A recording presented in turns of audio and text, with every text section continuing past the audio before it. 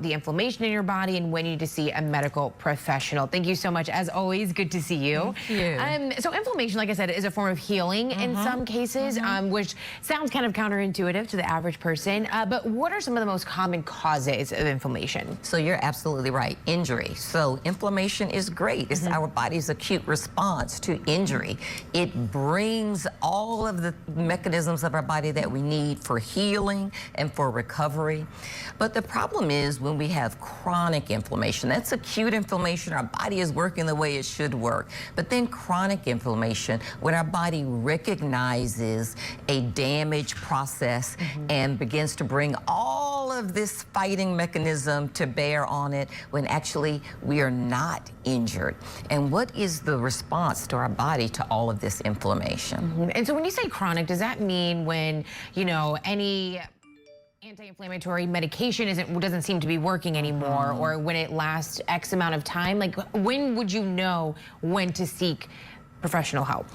Hard to know, because chronic inflammation is asymptomatic. It is insidious. It often is tied to our lifestyle. And so, for example, we know that when we look at a study of women who had high intake of processed foods and high sugars, and don't forget things like artificial coloring are also processed foods, we saw that they entered menopause a year and a half earlier than women who had diets that were primarily of fresh fruits and vegetables. So we know that it impacts our bodies in a negative way. This chronic inflammatory process, it is associated with obesity.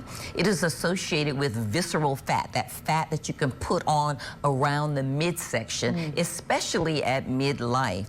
All of these are recognized by the body as somewhat foreign. And so you have this chronic body fighting itself, and that chronic inflammation leads to diseases. We know that it increases the risk of cancer, chronic inflammation of the body, but also we now know that it increases the risk of heart disease. It advances the development of plaques in the arteries. It even loosens those plaques and can increase your risk of stroke and heart attack.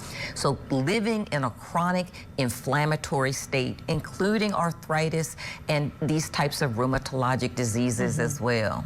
So some of the fix here sounds like if it's related to the processed food part, it's cutting that out, right? You can kind of handle that part yourself. Is there a certain point, though, where medication and intervention is necessary?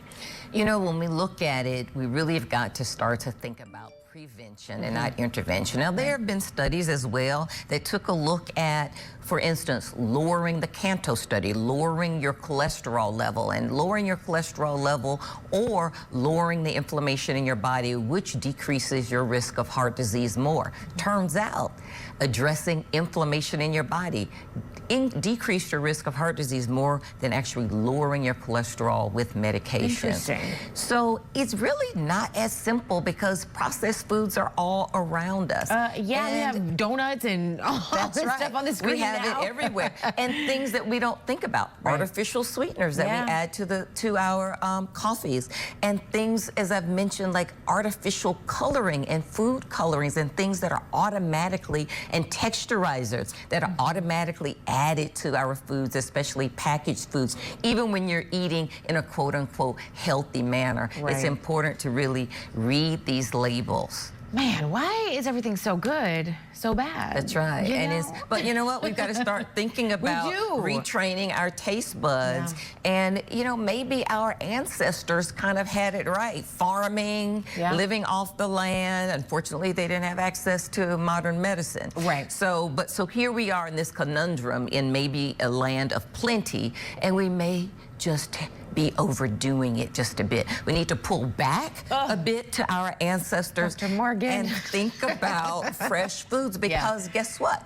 Foods are anti-inflammatory or pro-inflammatory. So when we think about things like beans and grains and vegetables, especially leafy vegetables and green vegetables, these are anti-inflammatory foods, and they are foods that are pro-inflammatory. And some of the vegetables, like the nightshade vegetables, tomatoes, peppers, eggplants, can be somewhat controversial because those are actually whole foods and great for you. but they may have some pro-inflammatory products. So you can hear kind of people. The tricky part, it's right? a little bit tricky, so it's not an exact science. Yeah. But make certain that in general you have a diet that's healthy, and remember to exercise. Exercise is important. That's the key. Have a good relationship with your doctor. Your doctor can give you lots of good information and keep you on track in your journey. It is not easy to keep the pounds off. I wish, like you said, pro-inflammatory, I wish that was on some labels, because I will say, I was in a store one day, and on the top where it says, you know, what aisle it is, it said packaged sugar. And it made me not go down that aisle. Yes. But usually it just says candy, you know, things like that. Right. And I'm like, okay, whatever, I'll just eat it. But it said packaged sugar, and to me that wording was like, I don't think I'm gonna do this. So it could be helpful, but it is hard. It's hard to navigate. I do like your suggestion. It probably will never happen, but the package should just say pro-inflammatory, that would change the way we eat, absolutely. right? We would know exactly what we're picking up.